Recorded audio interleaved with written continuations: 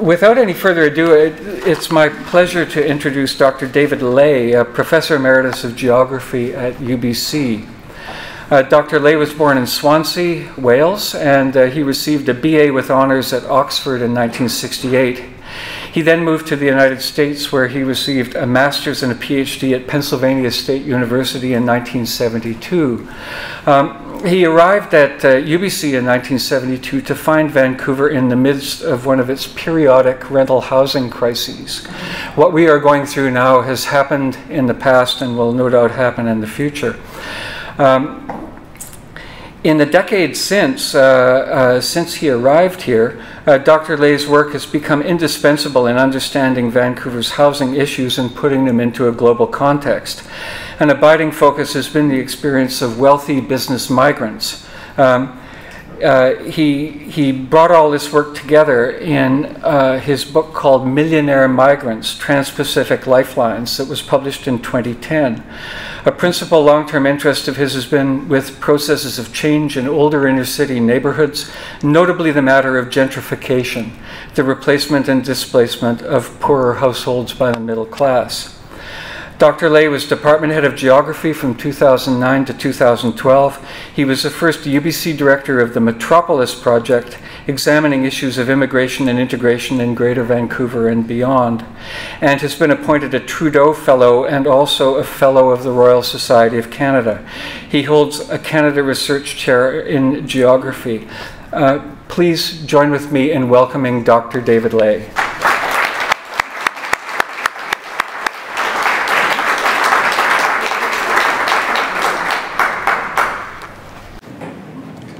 Well, thank you very much for that kind introduction, and it's a pleasure to speak to a room of historians because I nearly became a historian.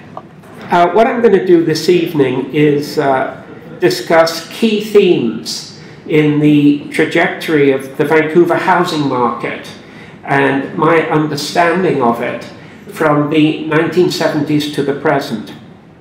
In the style of historians, I hope, I will give you a narrative, not a theoretical treatise, because I think this is a story with some important lessons. I arrived from Vancouver, as you've heard, in the early 70s as a young urban geographer at UBC, having completed doctoral research in Philadelphia, in what one might describe as a very different city from Vancouver. This is a neighborhood in which I did my research, and the housing problem in this neighborhood was that nobody wanted to live there. Abandonment of housing, disinvestment was the prominent theme.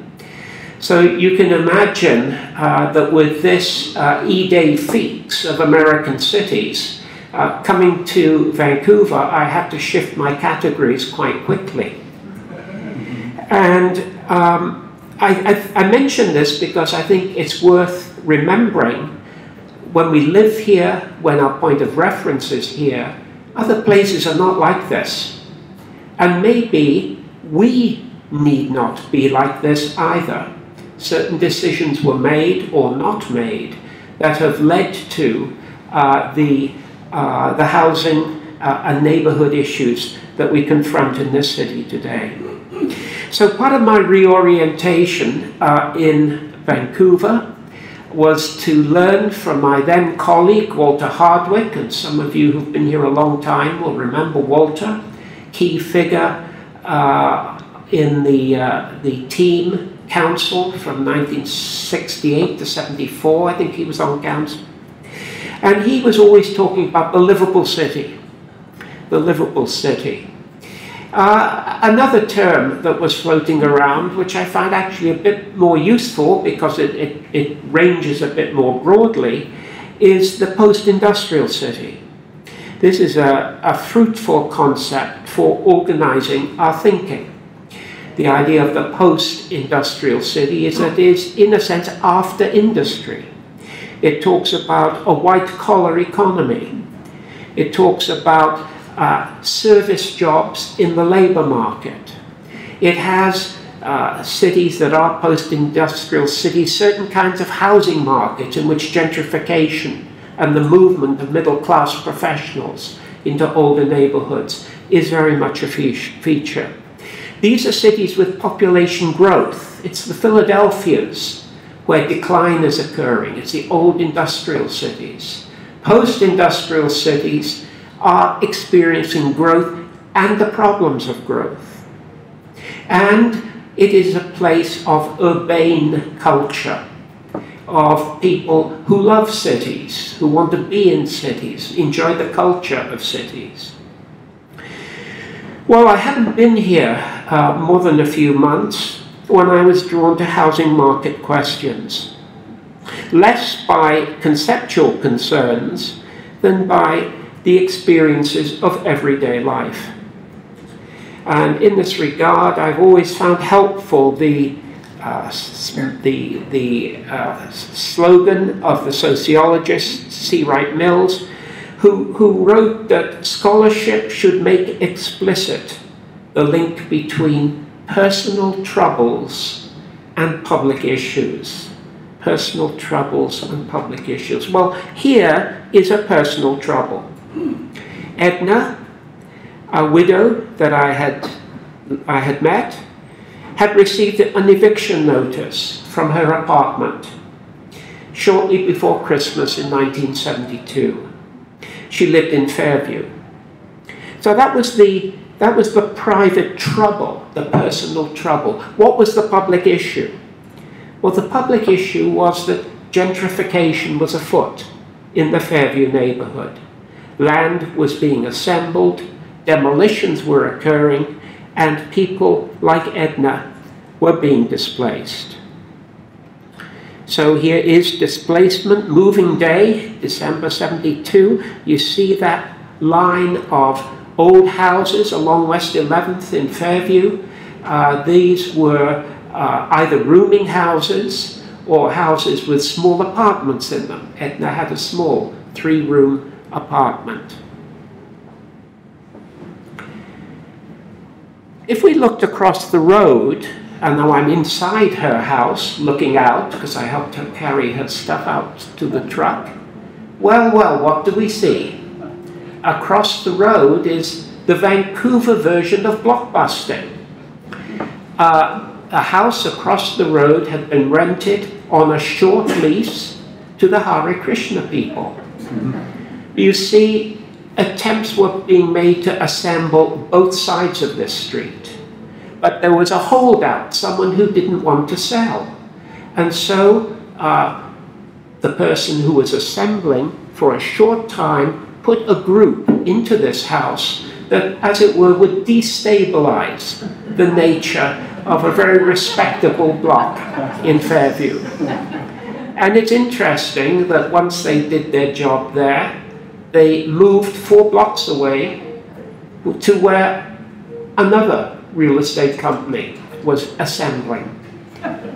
Motorcycle gangs have been used in this city in the same way. What block is this, David? I can't read. It is immediately west of Broad on 11th.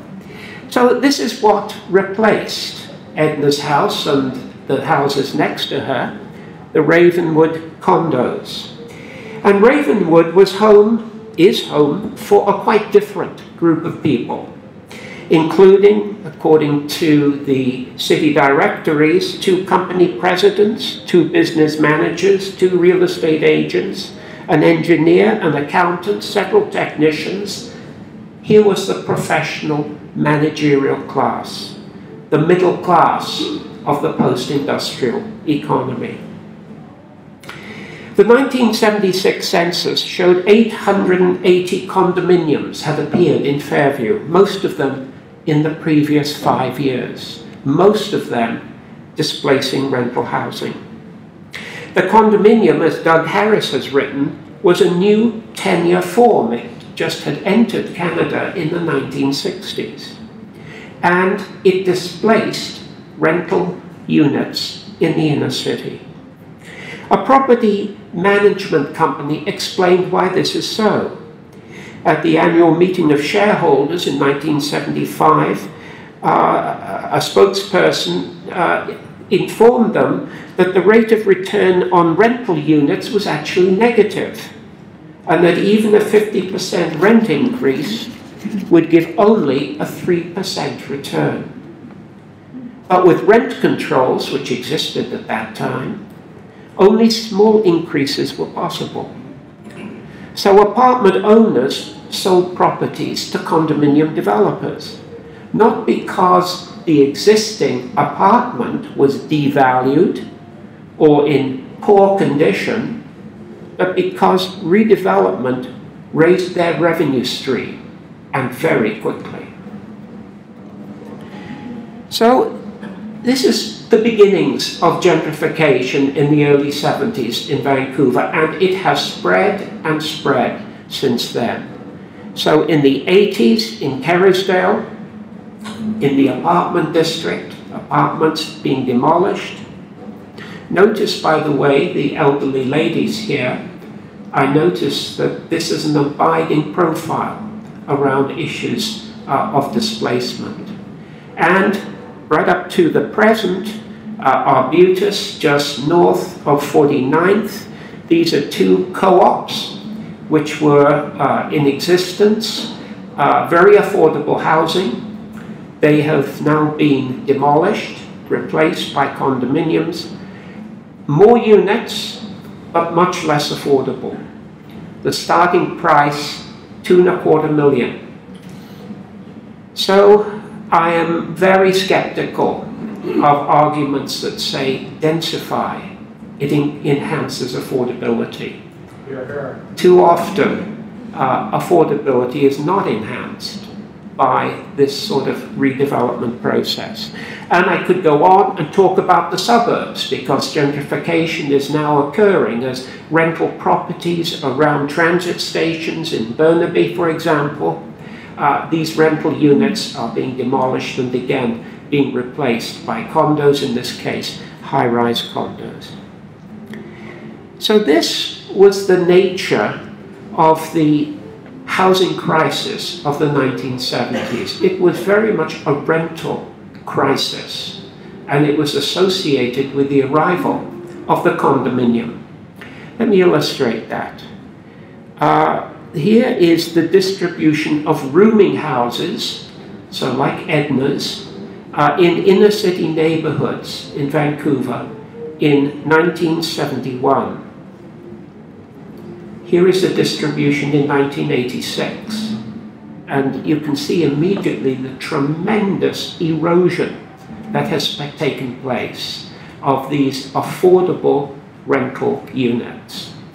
So that, in fact, there are a few still in the core, in the interior of the West End, and of course there's a bunch in the downtown East Side, which really has become the last stronghold of affordable housing for people who are just one or two rungs above homelessness. Now, the flip side of the loss of these rooming houses has been the growth of the condominium market. This is from Doug Harris's analysis of condos in Vancouver, and each dot there represents a strata title that was built from 1970 to 2007. You see the old neighborhoods, Kitsilano, Fairview, the West End, down to Marpole as well, the apartment districts, which are being, in particular, impacted by this. So condominium development and the loss of affordable rental housing, these are two sides of the same coin. So I've been talking about gentrification, a term that was still uncommon in 1972. Gentrification always requires the expulsion of lower income groups, typically from older neighborhoods, as wealthier populations move in, revaluing those central areas. So this was the urban housing crisis in Vancouver and other Canadian cities in the 70s, a crisis of available and affordable rental units in the inner city. There was little resistance in Fairview to this transition. It just happened. The real estate market operated. But in other neighborhoods, there was an attempt to stop this process. Kitsilano is an interesting case. Again, those of you with long memories may remember the West Broadway Citizens Committee. This was their office on 4th Avenue, 4th and McDonald. And they morphed after a few years into a tenants organization, RUSH, or Renters United for Secure Housing.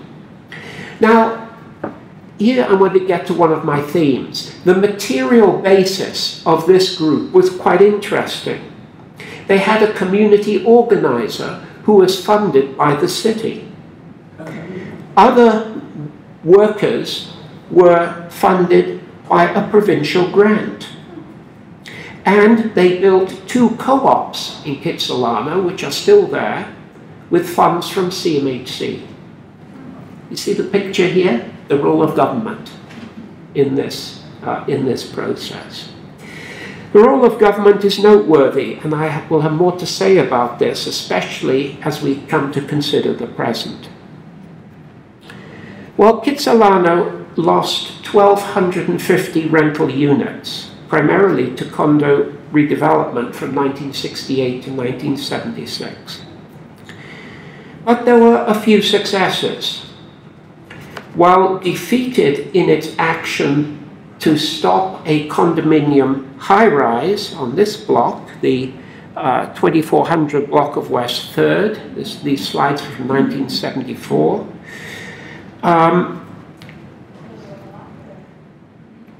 and here you see a quite vigorous attempt, actually, to stop construction. They appealed to the provincial government to stop this development. It was a private development. Notice, if you can see him, there's a fellow just to the left, your left, of the bulldozer there, who has got a nice tie on. He's the community organizer. Nathan Carmel. You know him. The chair of the organization is also there in a tie. So you see, it's a really quite respectable group of people. There they are. These were 2 of the other people who occupied the site. An interesting coalition, actually, of elderly people who are afraid of losing their rentals, of students, of some young professionals, and also the remnants of the hippie movement, which was prevalent in Kits. Kits was their hangout in the 60s. Well, this was the high-rise that was built at that site, and it's still there today. But it was actually the last high-rise that was built in Kitsilano, because the organization was able to persuade City Council to downzone Kitsilano. Otherwise, Kits today would look like the West End. That's the way it was zoned in the early 70s.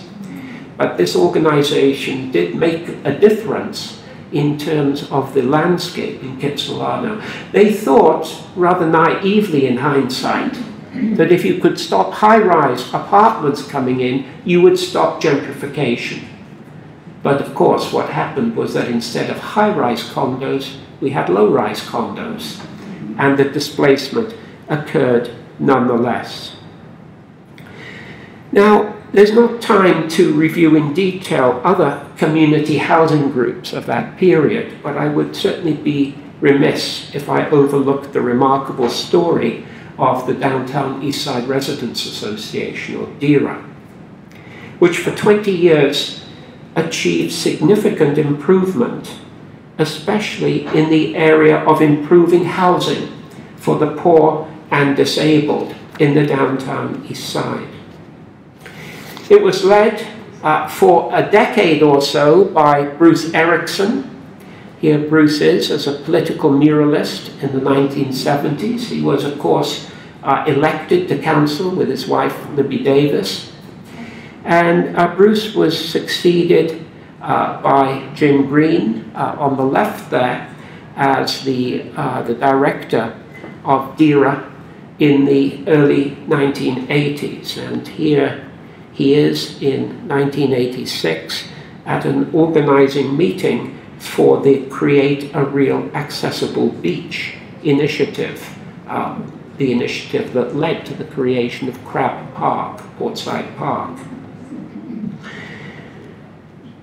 I should also, how am I doing here? Yeah, I need to move along.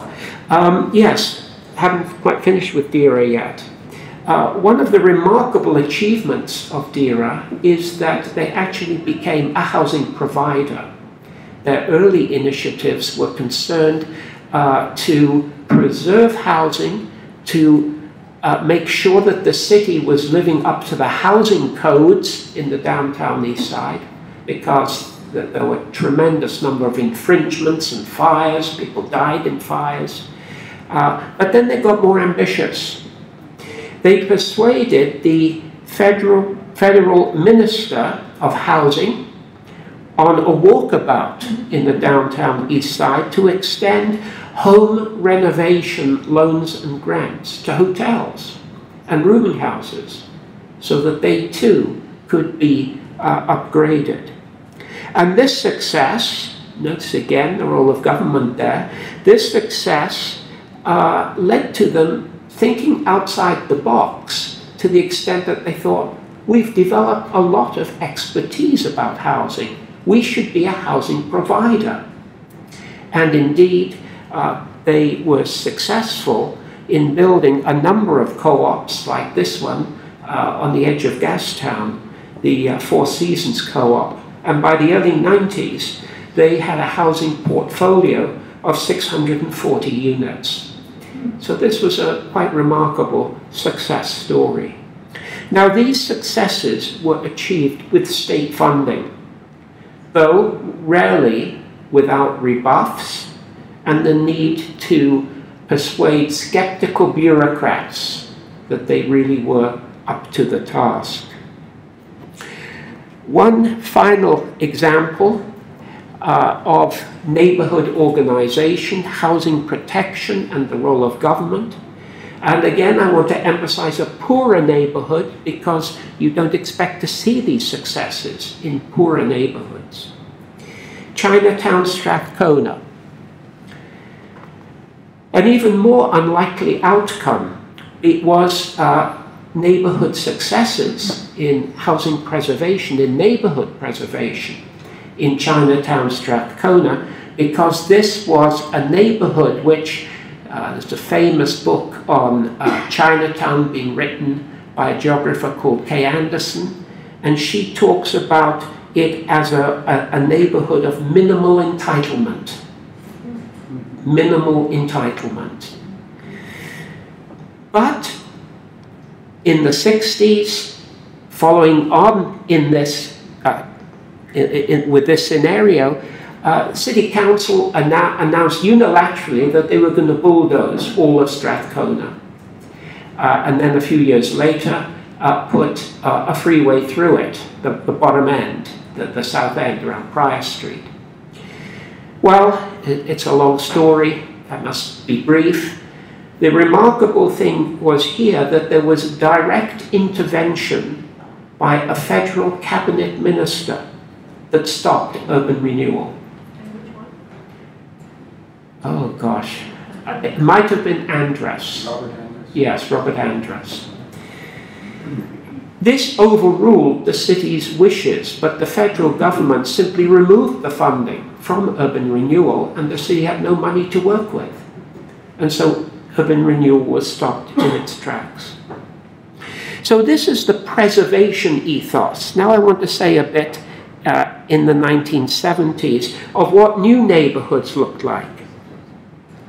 What did new build in this 1970s idiom look like? And the classic example here is the south side of False Creek.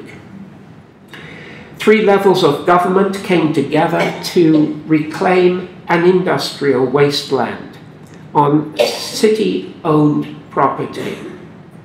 This is a landscape that is really eloquent of 1970s welfare state liberalism. the emphasis on quality of life, on low rise, small is beautiful, environmental aesthetics, and social justice. One of the most interesting things, incredibly innovative things about this development was that it was built to be 1/3 low income, 1/3 middle income, and 1/3 high income. This had never been done before. Neighborhoods, when they're built, tend to be pretty homogeneous in terms of their densities and thus the social groups who lived there. This was a quite deliberate attempt at social mixing. The Falls Creek South redevelopment also showed or showcased third sector housing, the housing that was introduced with the end of urban renewal, with the end of the high-rise public housing, those concrete boxes of that era. Here is one of them. Here is a second. This, in fact, as I recall, is one of the West Broadway projects in Kitsilano, the Sangria Co-op, where there is a common courtyard for socialization and community building. And this is one of my favorites. And here, in the landscape, we read the language of neighborliness. Here we are looking from the inside of the co-op, looking down its main access point to the front gate. And what do you see? What do you see? You see a fence, a picket fence, an arbor. Oh, my warm sentiments of home. Everything that public housing is not, as one architect of the time put it. And notice the neighborliness, notice the communication between this new building and the older ones. Notice the angle of the arbor and how it follows the angle of the roof line of the old house across the street. Notice the picket fence, which communicates with the picket fence around the old house on the other side of the street. This is not accidental. This is neighborliness. This is fitting in. And rather than, as public housing sometimes was, a sore thumb, here there is the attempt to be much more unobtrusive, to fit in to the neighborhood. So from these examples, I think perhaps you can see that the 1970s, despite the rental crisis, was a period of active democracy, grassroots energy and creativity, and very significant public, that is, state engagement with urban issues. Indeed, for half a dozen years in the 1970s, there was a Ministry of State for Urban Affairs. There was actually a federal institution which daringly claimed some interest in cities, which of course constitutionally are creatures of the provincial level of government. Well, at the same time, we need to remember books like this that were written in the 1970s by Donald Gutstein, Vancouver Limited, which showed the play of the real estate industry and its linkages with urban politicians. And if that sounds familiar to you, well, we'll be getting there. Interestingly, this literature, which was published, there's a whole series of books. I talk about The Stable of James Lorimer's Manipulated City books. James Lorimer, a professional in Toronto that started a publishing house that published books like this on a number of Canadian cities that looked at the relationship between real estate development and urban politics and politicians. Now, interestingly, at exactly the same time, there was a much more academic movement in the United States going in exactly the same direction that created, that developed the concept of an urban growth machine and growth coalitions. And I want to return to the idea of the growth coalition shortly. But before we do, we need to see the end of that 1970s period, and of course a Keynesian economic system, because that's what we've been talking about. Government very active in society, in economy, a strong social program. But if you look at these economic indicators of the Canadian economy, all of those arrows are going in the wrong direction. They're all going in the wrong direction. And Canada, by the 1980s, was facing economic crisis. Again, those of you with longer memories will remember the early 80s in British Columbia. In 1982, the GDP contracted by 8% in BC. Enormous, enormous time of economic problems. And, of course, the big deal was the federal debt. And the debt rose dramatically through the 1980s. So the top figure there is looking at the, yes, that's right, I just wanted to check that they were real dollars, so they're inflation-adjusted dollars. That's the top one. And the bottom figure there is the debt as a proportion of the size of the Canadian economy. And you see it went up, but it's also substantially come down again as the Canadian economy has grown larger, so the debt is a smaller share of it. So this meant the end of Canada's social housing experiment, because in 1993, in a remarkably dramatic budget, the Martin Chrétien budget of '93, effectively the federal government said, we are not going to fund new housing initiatives. We'll maintain existing obligations, but nothing new. And for a quarter of a century, Canada had no housing strategy. Federal government was out of the housing game, and most provinces in Canada were as well. You'll be surprised to know, I think, that there were 2 provinces that continued to have small social housing programs, and one of them was BC. The other was Quebec. But it was housing very much targeted at, to use the phrase of the day, the hard to house, the homeless, the people who were addicted, and people who were in the most urgent need of housing. So, what replaced the Keynesian state? Well, a new neoliberal, this is the term that's frequently used, a neoliberal ideology and practice, a practice of government downsizing and much more emphasis towards the private sector in all forms of the economy, including the housing market.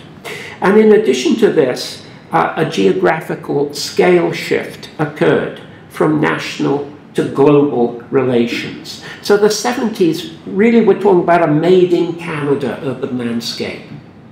From the mid-80s onwards, globalization becomes a key feature.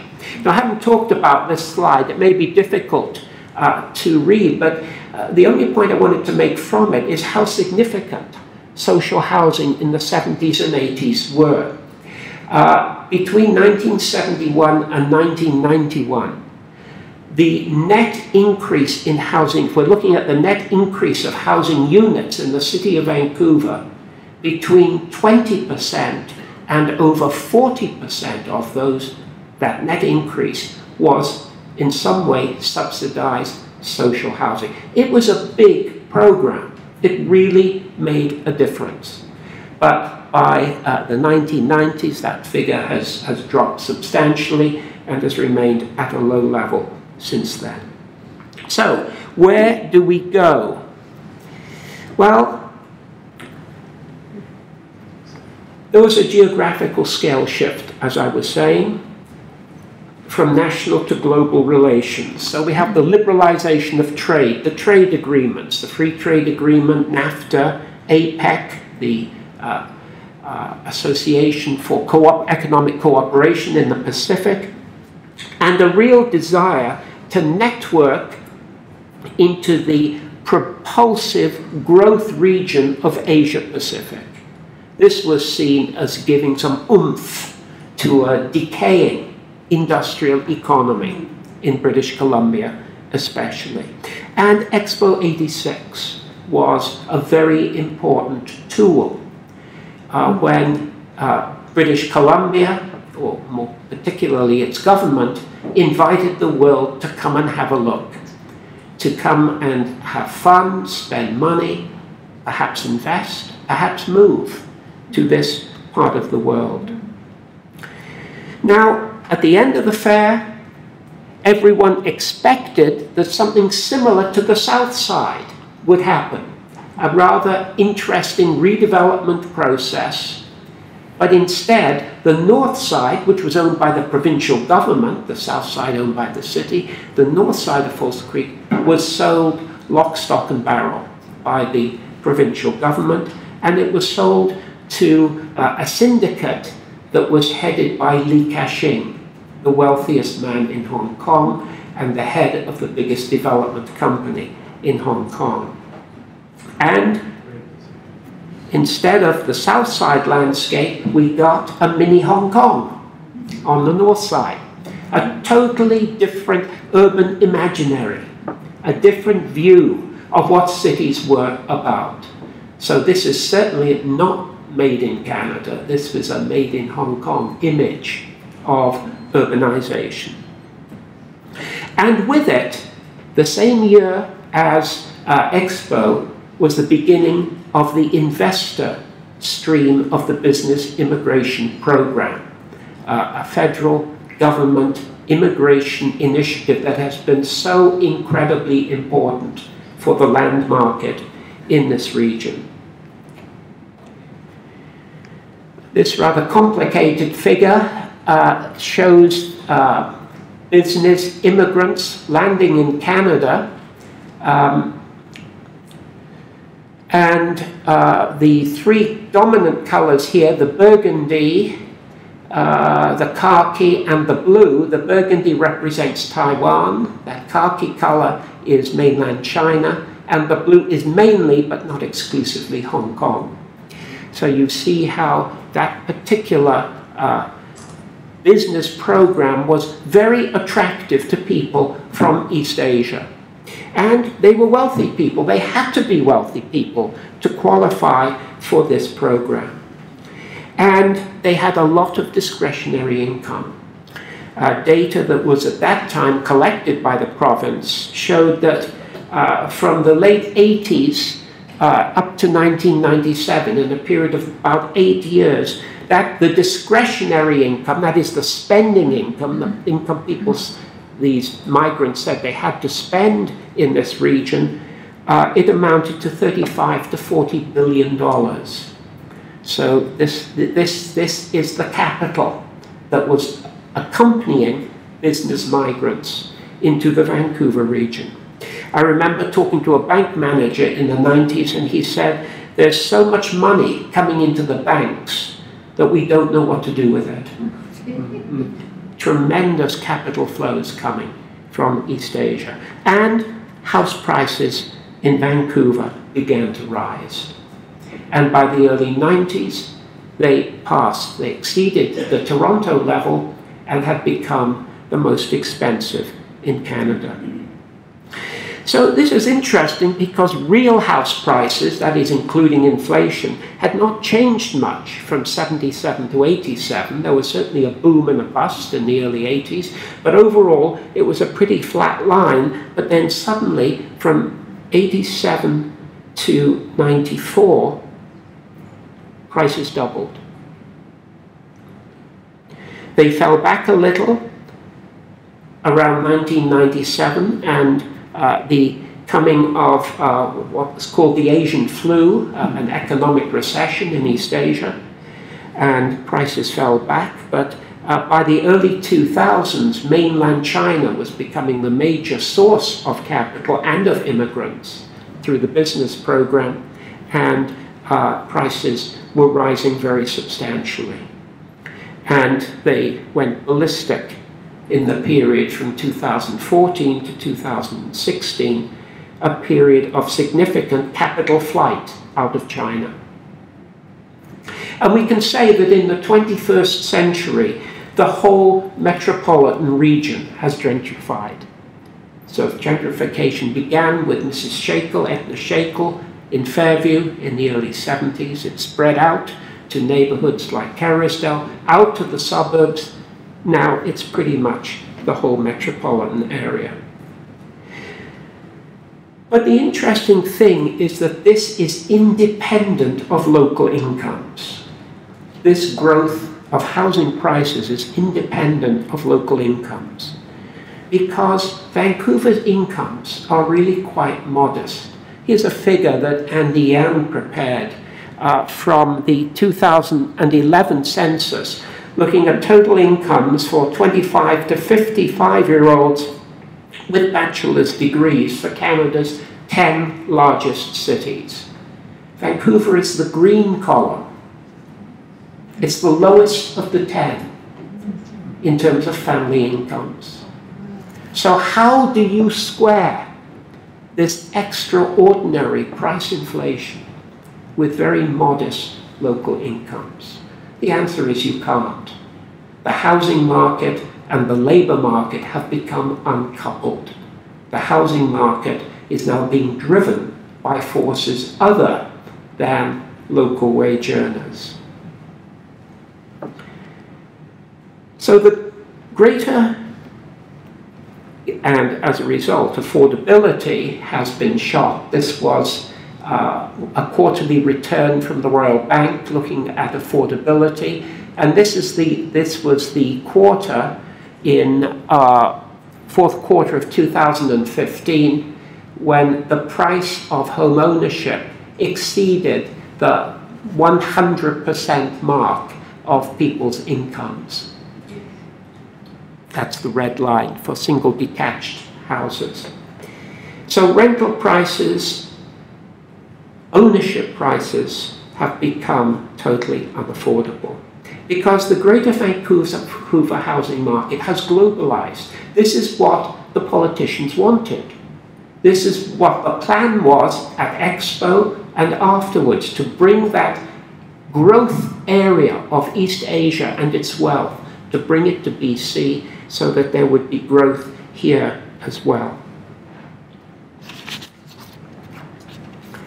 And so a vigorous trans-Pacific property market developed. Now I want to just go quickly through a few slides here that show what I call global China, the globalization of Chinese investment. So here is the growth pattern. Here's a very similar growth line specifically for investment in property. And this is just institutional investment in property. So it's by developers, insurance companies, and so on. It's not by private individuals. If you add that in, the figure is much, much bigger. But it was up to $33 billion in 2015, the money coming out of China with institutions going into real estate in other places. There have been a number of surveys of very wealthy people, the so-called HNWIs, the high net worth individuals in China, asking them about their investment plans. This is a particularly informative one that was done by a consultancy associated with the Financial Times in London. And it asked them what their investment portfolio comprised. What were the dominant elements in their investment portfolio? And the top one is residential property. And that question So all of those folk who appear in that bar, which is over 70%, have overseas investments in property. These are all residents in China. The lighter bar asks them about future investments in the next 2 years. And you see, once again, residential property is right at the top, the most privileged. Notice, however, that commercial property is also an area where they were planning to invest in the next few years. Where did they invest? So this is the same survey. Where did those investments go? Well, the US and Canada are the two largest sources. And in Canada, the major destination is Vancouver, with a secondary destination in Toronto. Okay, I'm going to move along a bit faster here. This is really just looking at the US picture of Chinese investment, the Australian picture with Chinese real estate investment, and the Canadian, oops, there isn't a Canadian picture, because we don't have the data. But here's an interesting graph. This is from Bloomberg, that compares GDP growth in China with Vancouver house price growth. Isn't that intriguing? Yeah. So, what happens then is the development of a vigorous trans-Pacific real estate market. The Vancouver real estate market globalizes. And Vancouver property is sold overseas. Here is Concord Pacific, Vancouver-based developer, Hong Kong Providence, but now a Canadian development corporation, advertising Toronto and Vancouver property on buses in Hong Kong.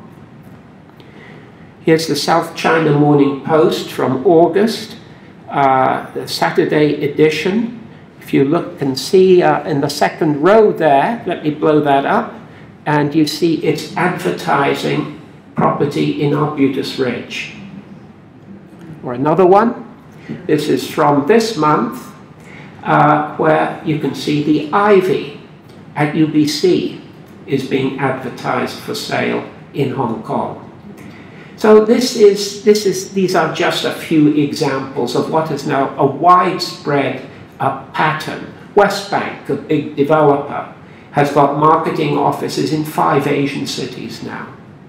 So this investment capital from Asia is really a very important part of the story. And it has led to very large real estate companies here which specialize in this typically top end of the market. And here, Royal Pacific Realty. It was started by a Hong Kong immigrant, David Choi, in 1995, and now it's one of the largest real estate companies in the Vancouver region, with 1,200 staff. They're all kept busy selling property here. So immigration and investment are well understood by this gentleman, Vancouver's most successful condominium salesman, Bob Rennie. And Pardon me, his aunt was my Girl Guide leader. there's a footnote. 27th in Ontario. Buyers of this property included members of the 200,000 or so business immigrants who arrived in Vancouver. That is the maximum number. So it's not a small population. They weren't all here at the same time. Many moved back, especially to Hong Kong. But overall, 200,000 people came into Vancouver through the business program. And because, by definition, they were very wealthy, obviously they affected the market. Now, I want to move now then to the contemporary idea of the growth machine and the growth coalition, because in the midst of this frantic trans-Pacific activity, there was denial by government of the role of foreign capital. Their view, entirely cynical, and I think it raises questions about how an urban growth machine works. The urban growth machine has two parts. It has a political part and it has a private sector part. And here, once again, is our friend Bob Rennie, who is the chief fundraiser for the provincial Liberal Party for many years and boasted of his access to cabinet and the premier. So in the last part of the presentation, I want to look a bit at this growth machine as it has developed here. The real estate industry is large and powerful in BC, and so it raises the question of just what is there collusion between the private sector and the public sector, or is it more a matter that they have shared interests? And I think you could make an argument on either of those grounds, and I don't have the evidence to arbitrate between them. We can say that the views of the Liberal cabinet normally mirrored the views of the real estate sector. When asked in 2015 if his government would join other cities with red-hot housing markets and introduce cooling measures, the BC Minister of Finance replied, "If by cool you mean actually reduce the value of people's major asset, their home, clearly we're not interested in that." Nor was the real estate sector. There are three features of BC's property growth coalition that I'll briefly itemize. First is that government has been always interested in keeping money flowing, keeping the capital flowing across the Pacific.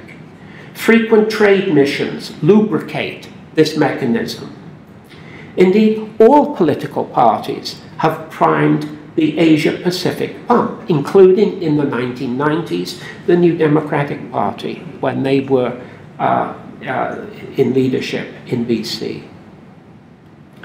A second strategy of the growth machine has been to control information flow.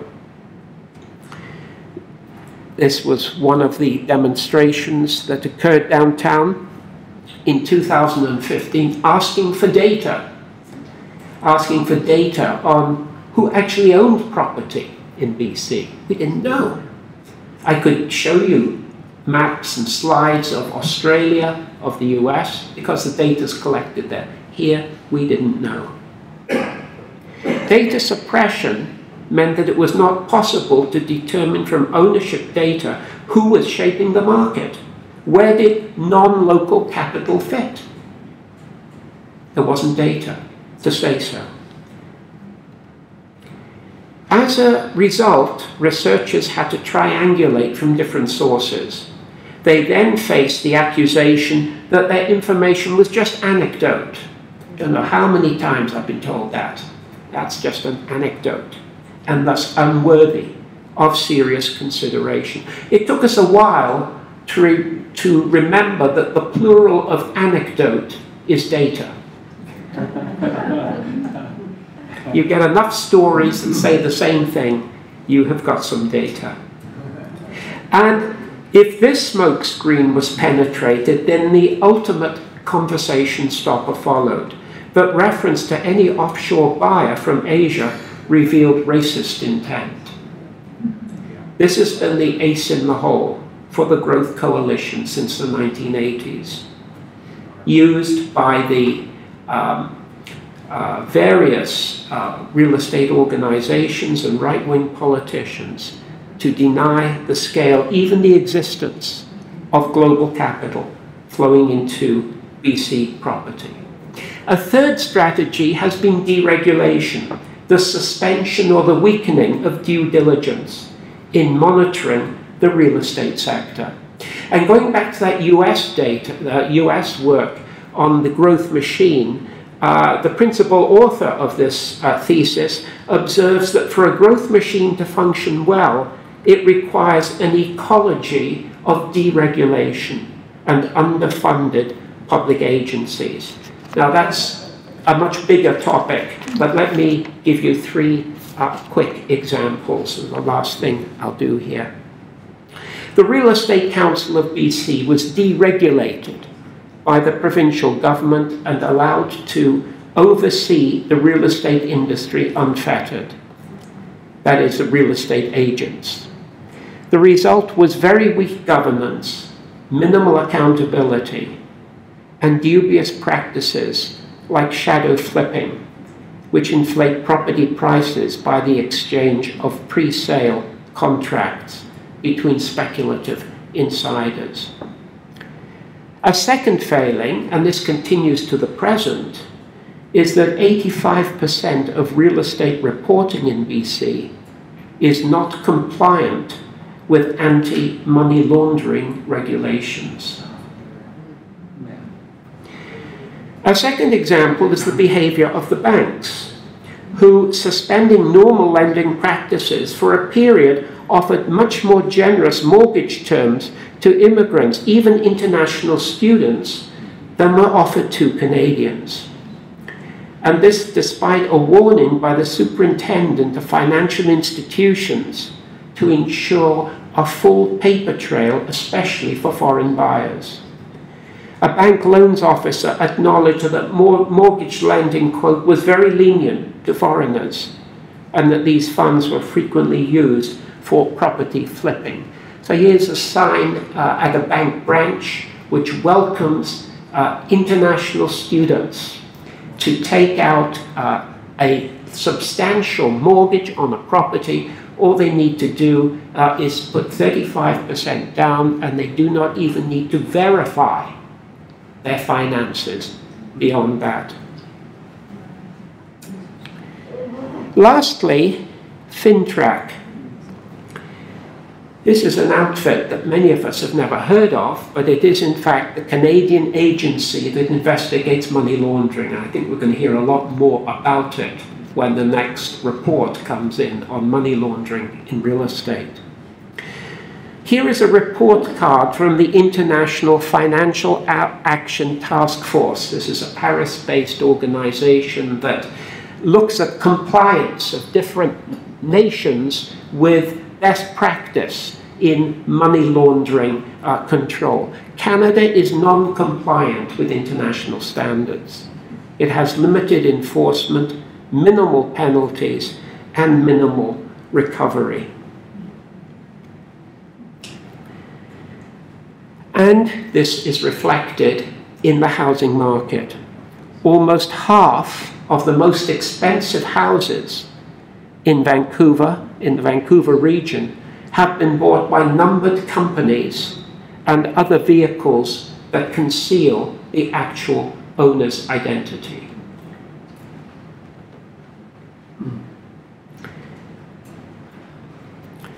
And here's an example of that, of nominal ownership. This $31 million property in Point Grey was bought by an international student. Clearly not where the bank account, she was not the person with the bank account that paid for it. So lax is regulation in Canada that Mossack Fonseca, the source of the Panama Papers, has actually marketed Canada as an attractive place to set up shell companies, the so-called getaway cars of money launderers. It's been noted that an applicant needs less identification in BC to set up a shell company than to secure a library card. So there you go. Well, my time is up. Let me make a couple of concluding comments. So what I've been discussing in comparing the 1970s housing crisis and the current one is a contrast between what was, in fact, the high point of the welfare state, with a largely made-in-Canada political economy, and a very different, globalized, neoliberal world today. In terms of urban policy, we might want to ask, is there anything we can learn from the 1970s? What new housing paradigm is waiting to be discovered, and how are we cultivating the R&D to identify it? The neighborhood groups of the 70s offered commonly creative grassroots approaches to urban problems. By the mid-80s, however, the welfare state was languishing, and new housing programs had gone by the mid-90s. Globalization, open borders, wealth migration, these became the order of the day. Expo and the business immigration program brought wealthy investors and migrants from Asia Pacific, as they were intended to do. They came because they were invited. A vigorous trans-Pacific real estate industry has developed, with a provincial growth coalition to keep it going. Deregulation, limited due diligence, and allows marketplace excesses, including money laundering, to take place. In the pursuit of capital returns, our communities have become collateral damage. I'll stop there, thank you.